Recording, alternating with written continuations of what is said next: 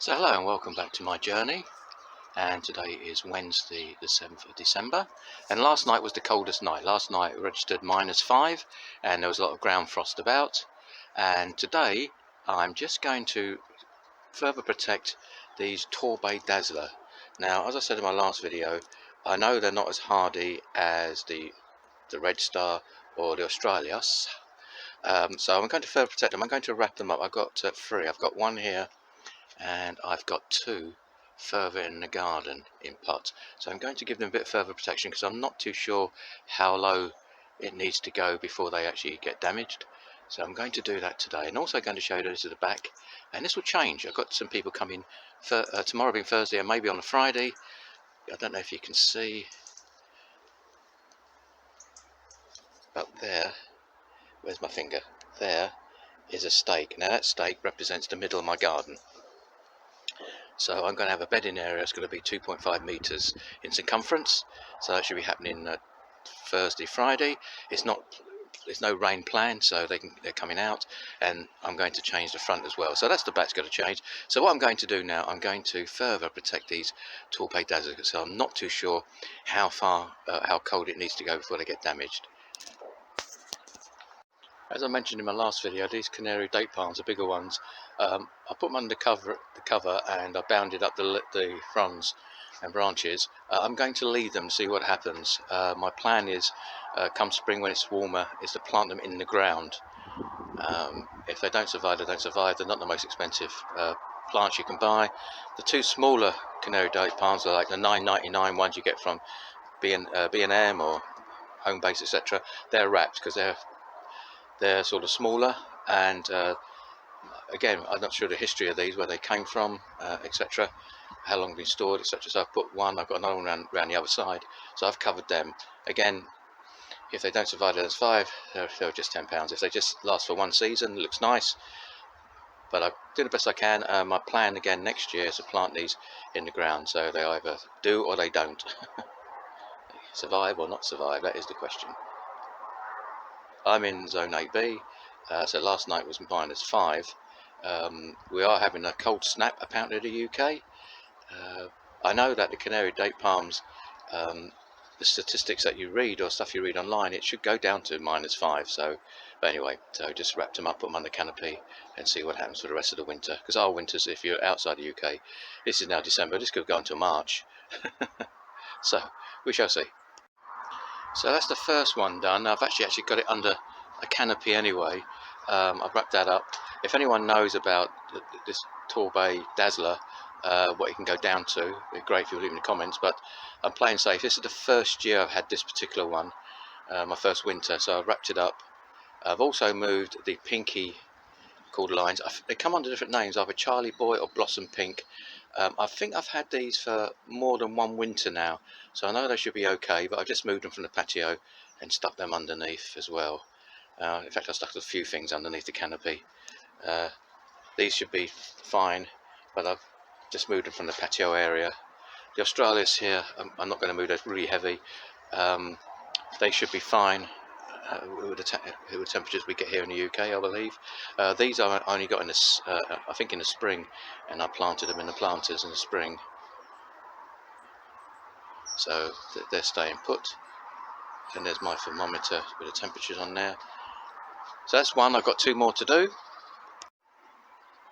So this is currently the front garden. It gets the sun in the morning, sun's out, winter sun's out, so that's all be changed tomorrow, Thursday and Friday. So that's the last look at what it looks like at the front. So I've just wrapped up the Torbay Dazzlers. I've put them against this side of the fence, or this part of the garden, because this is south facing, so this will be the warmest part. I planted these in these pots in the spring, got them in the spring, so I don't know if they've had a winter somewhere else. So I've wrapped up for this year. My plan for the next year is to plant them in the ground, so let's see if they survive. This Phormium here I've had for, I don't know what version it is, I've had it for years down here. These Fatsias I planted about 4 weeks ago, and they seem to settle down. This may well be a Torbay Dazzler, I'm not too sure. It's got a little trunk. I've had this for a number of years in the ground, had no problems with it. It doesn't grow too fast along this back fence because it doesn't get a lot of sun. So I've had that for a while. Obviously I potted this up a couple of weeks ago, the spider's web. These two red stars here, again these have been here for a number of years against this back fence. Got a very small trunk. My Fortunei here is, yes, it's got some fronds coming out. Again, another Cordlines been down here years, and this Phormium been down here years. Well, there's a stump where my conifers were, and this red star's been there for a number of years, hasn't grown a lot, so it doesn't get a lot of sun down this bit.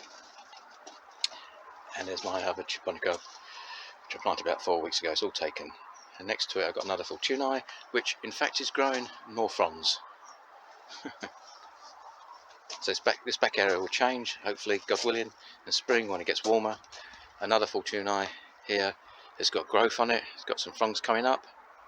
Because we've had I think we had the mildest November on record or something, I believe I've read on the news. Another Fortunei is like, again, look at that big frond coming up there.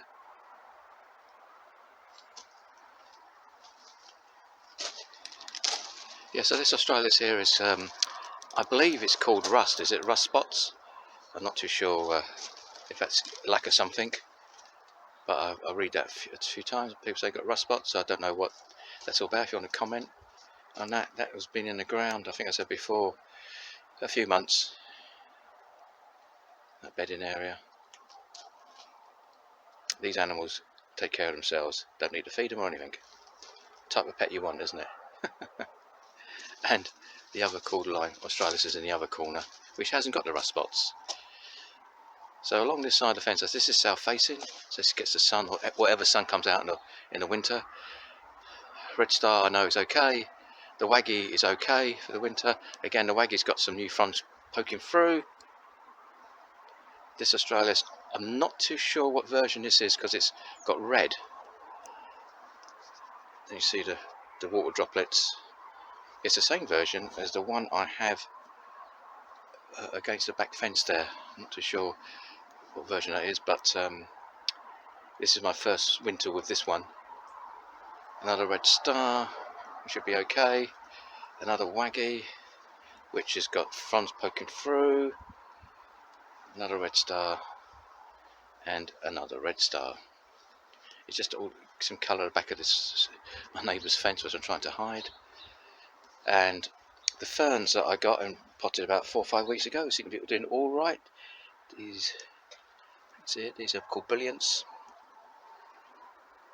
They seem to be taken okay. And the other ones I got, which is called Jurassic Gold, they seem to have taken okay as well. They'll be in the ground. My plan is to put a couple of bedding areas in the middle of the lawn and in the front garden. So I think a lot of these things will be potted up. So finally in the patio area, I'm leaving the red star where it is, and I'm leaving the australis where they are. And I can see this one has got rust spots on it as well. I think that's what they're called. And the other one hasn't. I've got these during the summer and planted them in these containers. So that's it. So that's everything under the canopy that I think needs to be looked after. Just to recap, these red ones, cherry red, cherry blossom, Charlie boys, whatever you call them, I've had these for more than one winter. I've had a couple of winters, but I put them under the shelter anyway. The little small ones I put them actually in the small ones. If you saw the other video, I actually put them in a garage. I don't think they'll survive otherwise because they're really small. So I put them in a garage to see what happens. Don't have a greenhouse or anything, but I've got a garage. So yeah, it's under this canopy, which, as you can see, the floor's wet. That's where the ice has melted. There was ice on the top. It's all melted off. That's what all these stains are. It's just dripping down. I said last night was the coldest night, -5, and there's ground frost. There's frost on top of the canopy. So I thought I'd do something before it gets colder, because it's supposed to have a colder snap. To protect what I could. I don't have too much elaborate stuff because I'm not going to be very good at keeping stuff, but but we see how it goes. So thank you for watching this video. Thank you very much. I'll update you on the work on the back here and on the front.